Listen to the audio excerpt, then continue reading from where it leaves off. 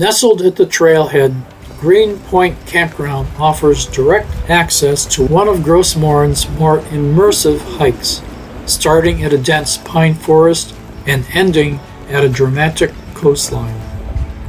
The forest floor is alive with toads, more than we've ever seen. Watch your step. It's hard not to squash these little buggers. Hey. Hey. Here's your other friend.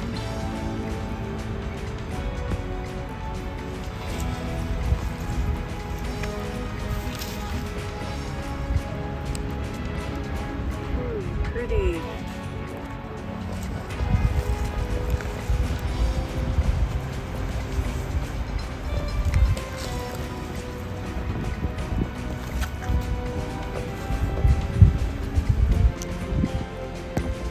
We even spotted caribou tracks, a quiet reminder of the wildlife that still roams these woods. The trail eventually opens to the wind-swept coastline, lined with short, weather-beaten spruce and firs. It's a warren for foxes, rabbits, and raccoons, all tucked into the scrub. On our visit, the heavy winds came from every direction. We couldn't help but say, "Blow me down," as the Newfoundlanders do.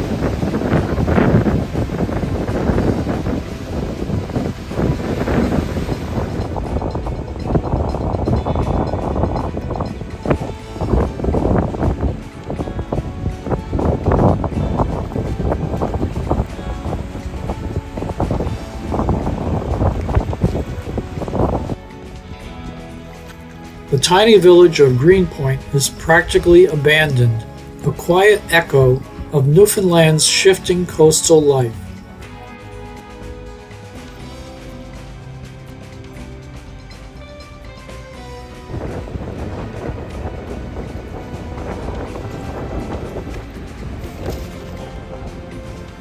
The shoreline here is made of sedimentary rock, its layers hardened by heat and pressure, and then tilted sideways by the immense forces of continental drift. It's a striking visual, like pages of Earth's history turned on edge.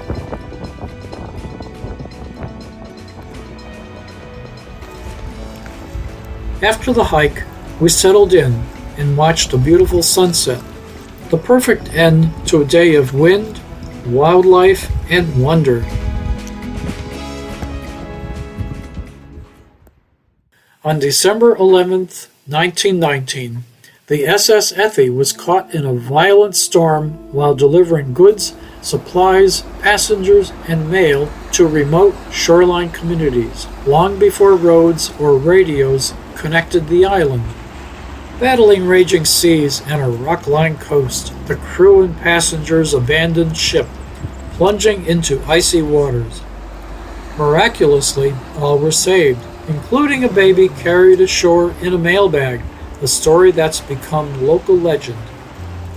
Today, While the wooden hull and beams have been worn away by time and tide, iron equipment from the steamer still remains, a haunting reminder of the ship's final voyage.